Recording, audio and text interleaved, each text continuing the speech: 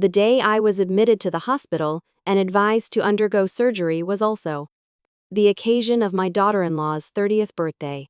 My son chose to attend his wife's birthday party instead of visiting his father, who was on the brink of needing surgery. That night, I quietly sold the family home we had cherished for 40 years. The next morning, they found a note taped to the front door. This is no longer your home. My name is Thomas Yates. In 1985, I opened a small woodworking shop on the outskirts of New York City. It was a modest yet fulfilling job that carried the sweet smell of fresh lumber, mixed with the sweat of hard work. My wife, Evelyn, passed away from illness when I turned 40. Since that day, I had only one mission: to raise my son, Michael, as a single parent.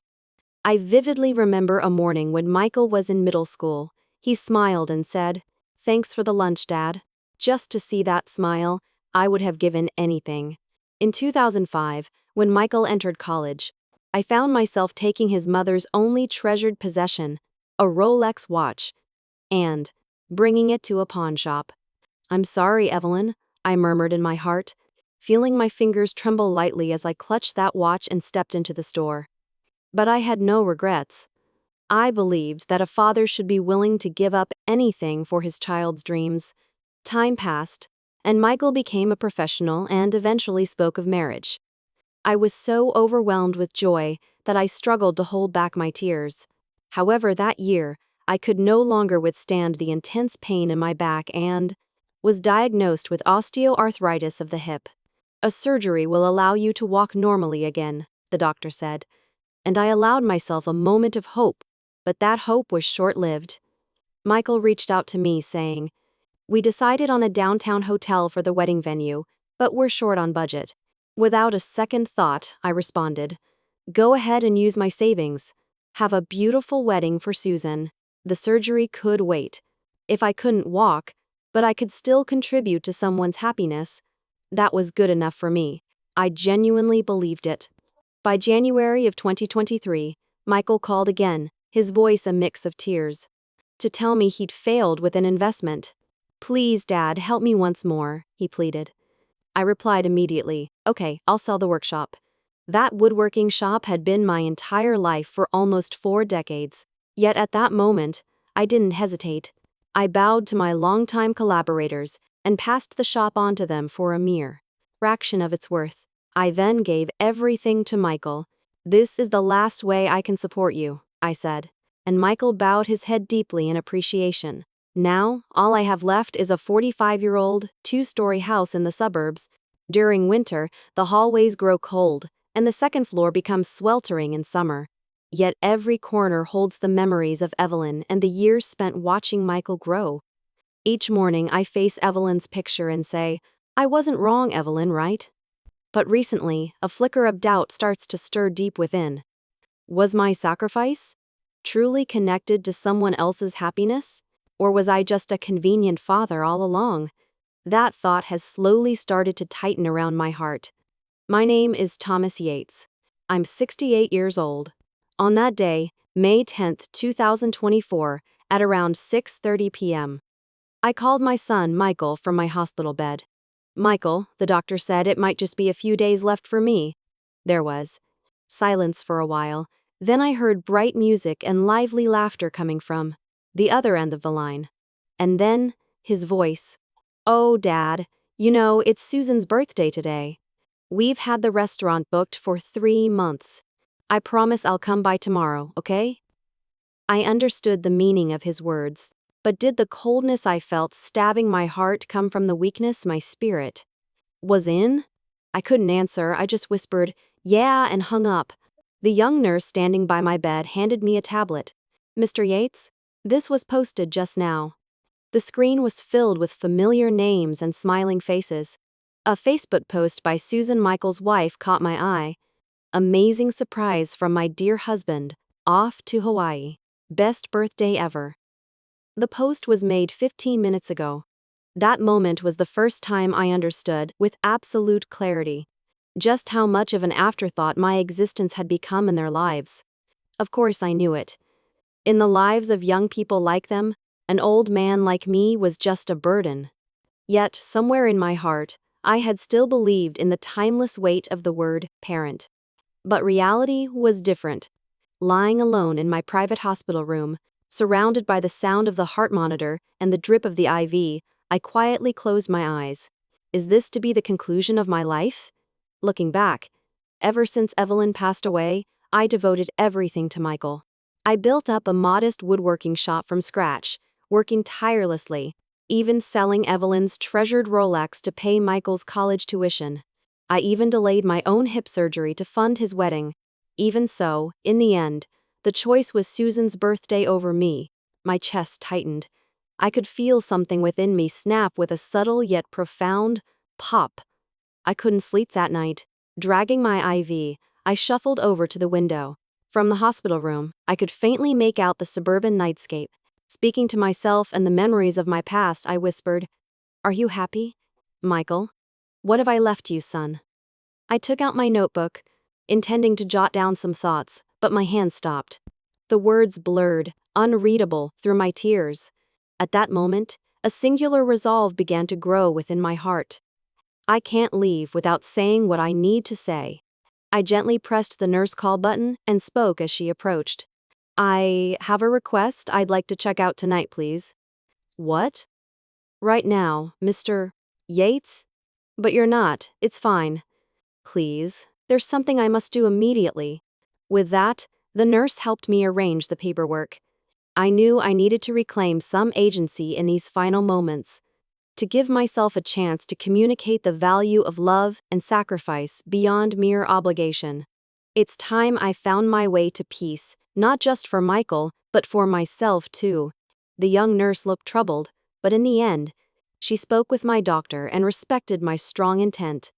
That night, I left the hospital in a wheelchair. The clock showed 11:45 p.m. My lungs ached slightly, and my legs were numb and unresponsive, but strangely, my mind was calm. What needed doing was already decided. To the taxi driver, I simply said, "Take me to Suffolk County." We arrived past 12:30 a.m.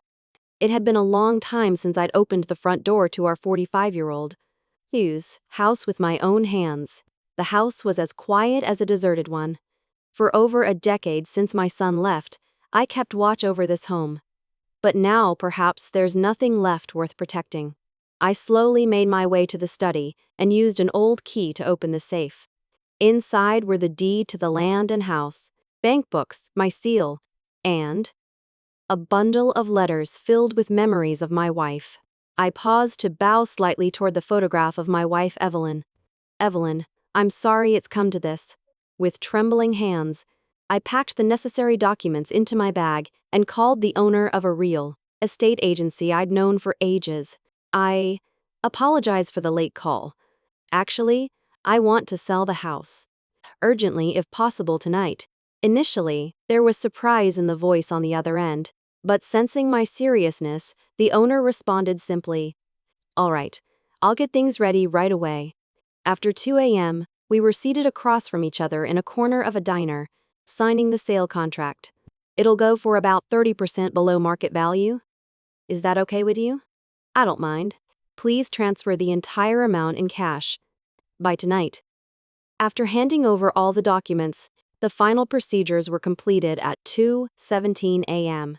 The Suffolk County house that was once under my name was officially no longer mine. Using the transfer device the owner had brought, I immediately wired the entire amount of $126,000 to the account of a nonprofit organization. In the content section, I simply wrote, "For supporting the woodworking shop and running the children's food program." In that instant, I felt curiously lighter, as if at long last, I'd shed the burden I'd carried for so many years. Back at home, there was still one more thing to do. Inside the front door, I taped a single piece of paper. It read, "As of today, I am no longer Thomas Yates, but just a man. Happy birthday." That was all. No blame, no resentment, just words signaling an ending. As dawn approached, the sky began to pale. I sat by the entrance, alone, waiting for the morning.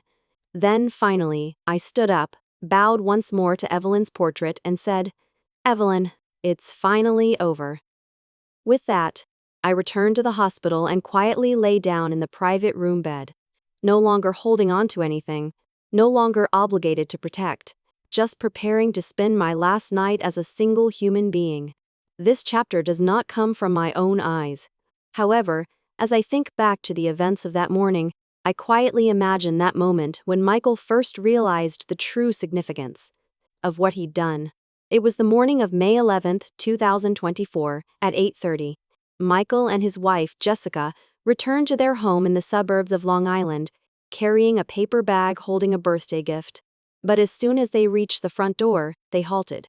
A piece of paper was taped to the door. "This property has been sold. Please vacate by the end of today. For inquiries, contact the Suffolk County Senior Assistance Association." The notice was official, complete with a signature, a seal, and a formal administrative format. Jessica raised her voice, saying, "What's this?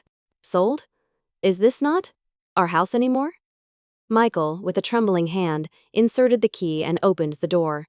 But what lay beyond was not the home it used to be. The furniture was gone. The family photos once hanging on the walls and the knickknacks on the shelves had all disappeared.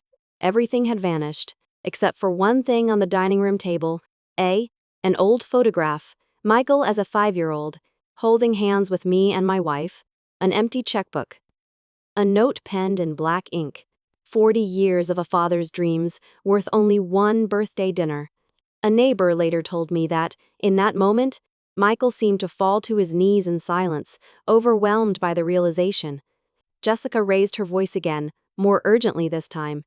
Could it really be? Did Dad truly sell the house? Michael said nothing. He just opened the checkbook to confirm that the balance was indeed 0. There remained one final transaction: donation to the Suffolk County Children's Meal Program, approx. US $126,000. Jessica dropped the checkbook, fell to her knees, and covered her mouth in disbelief. Meanwhile, Michael quietly picked up the photograph and turned it over to read. The handwritten note left by me. To Michael, "You once told me you wanted to be a carpenter when you grew up. I cried tears of joy hearing that. But now, I have become just an old man. I wanted to define the worth of my own life." Attempting to understand, Michael then went to the kitchen and opened the rice cooker. Inside, only rice, cooked days ago, remained cold and untouched. This sight finally broke him, and he raised his voice, crying for the first time. According to the neighbors, when someone came from next door to check on the commotion, they found Michael sitting in the entryway, calling my name over and over. "Dad, why? Why didn't you tell me? Why?" Yet it wasn't that I hadn't told him. I simply couldn't say it. So much time had passed that words could no longer bridge the distance between us. Later that afternoon, I lay quietly in my hospital bed, receiving another IV drip. A nurse came and told me gently, "Your son came by earlier. He stood outside your room for a while, but he left without saying anything."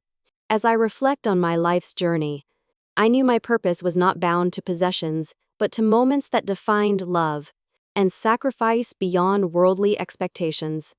I had hoped that one day, in Michael's heart, he might discover this intangible gift. For now, I'm ready to be just a man, independent of any role, open to whatever this life's final chapter might bring. I just smiled quietly. That was enough. If that child finally touched the answer, it was more than sufficient. Life is a series of things words can't compensate for. Yet, there's value in the realization, even if it comes late. That's what I believe. Now, with the last letter from me as a father having been delivered, perhaps no further words are necessary. Since the night I let go of everything, by the next morning, my phone number had been canceled. I disposed of my smartphone. I no longer had to meet someone's expectations. Afterwards, I suppose Michael tried calling my number numerous times, only to hear the automated message, "The number you have dialed is no longer in service." And then, I heard he went to the hospital. When he inquired at the reception using my name, they reportedly said, "Mr. Thomas has discharged himself since yesterday morning. The family hasn't been informed of his next location." In that moment, Maybe Michael finally faced the reality that his father was truly gone. A few days later, Michael received a contact from a lawyer. There was a formal legal document attached. Mr. Yates, all assets and real estate have been donated to the nonprofit organization known as the Children's Future Foundation. Therefore, no rights of inheritance will be granted. No objections will be accepted in this matter. I heard that Michael took that notice to the law office. However, the attorney only quietly conveyed, "Your father has left explicit instructions, clearly documented." Among them are words stating, "Nothing is to be left to my son." Meanwhile, I was nestled in a small room in a monastery amidst the hills of Vermont. Through an acquaintance, I was received into an old, weathered room. There lay a single mattress and one cup of tea. Every morning at 5, I woke to the sound of a bell. By day, I helped in the garden, and by night, I engaged in meditation and prayers. Within this quiet life, I held on to a single sheet of stationery. On it was something I hadn't shown anyone yet.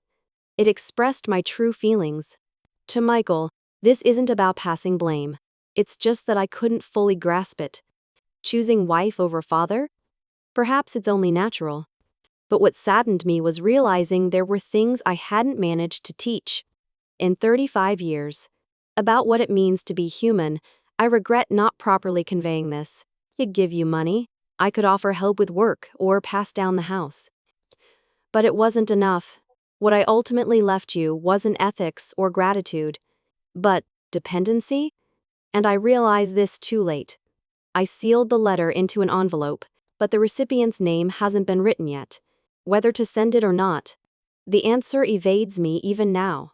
As the day ended, watching the sunset over the monastery grounds, I suddenly recalled when Michael was just a child, a time when smiles easily came, and the warmth of family felt invincible. 5-year-old Ethan stood in the woodworking shop, dust swirling in the air, beams of sunlight streaming through the window. With a beaming smile, he declared, "Dad, one day, I want to be a carpenter. Just like you." That moment, that innocent smile, meant everything to me. It was the essence of my life. And now, where did that smile go? Perhaps, somewhere along the way, I was the one who unintentionally broke it. Yet, the past cannot be changed. The only thing I can alter is the rest of my life. That's why I've chosen to live quietly, spending the time left to me in gratitude and silence. And perhaps, one day, maybe just a little, I wish to have the chance to send this letter. In June 2024, a small facility by the name Yates Haven was established on the outskirts of Vermont. It's a quiet place where elderly people who find themselves alone in their later years can peacefully spend their days. Although the name belongs to an organization, I personally took responsibility for its founding principles and initial funding. At the facility's entrance stands an old oak tree, and come spring, it blossoms with pale pink flowers. The flower represents patience and loyalty, like someone who has quietly given their all, unnoticed by anyone over the years. There is a room for conversations, and on one wall hangs a framed piece of calligraphy that I wrote. True love doesn't demand reciprocation, yet it is worthy of respect. This sentiment is something I have questioned within myself until the very end. I never thought I was asking for anything in return, but perhaps just a single word. Thank you. If I had heard those words, maybe my heart wouldn't have felt so torn. Since then, I haven't spoken to Ethan. There's been no contact, but that's all right. I've chosen silence over loneliness. Every day someone says hello to me. Someone tells me my cooking is delicious. And someone says, "Thank you for being here today." With just that, I realize now a person can continue living. One day, a young woman on staff asked me, "Mr. Yates, aren't you going to tell your family about this facility?" I replied with a gentle smile. "Even if I told them, they wouldn't come. But the wind will carry news of me being here someday." And now, may I ask you, the one reading this, do you have someone who you feel you should thank from the bottom of your heart?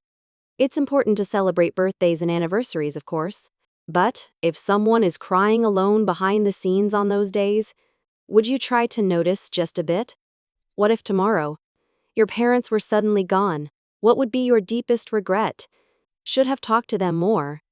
Should have said, thank you. Should have held their hand. Before such regrets pierce your heart. Speak up now. Face them now, wholeheartedly. Family isn't just a place to return to when it's convenient.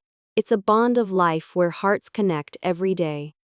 I am preparing to leave this world soon. But I hold no regrets now. Because, after I let go of everything, I received the gift of true peace. As surely, there is something you're longing to express too. Please, share your story with me. It might be a step toward changing someone's tomorrow. Family is something we should cherish while we have them, not after they're gone.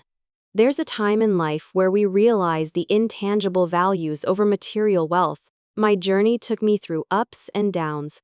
Sacrifices made not in vain, but for the hope of a better future, if not for me, then for those I loved. It's a reflection on life lived through sacrifice and love, searching for meaning beyond the tangible. We often come to understand that family is not merely the people we share a home with, but rather the connection that surpasses daily challenges and joys.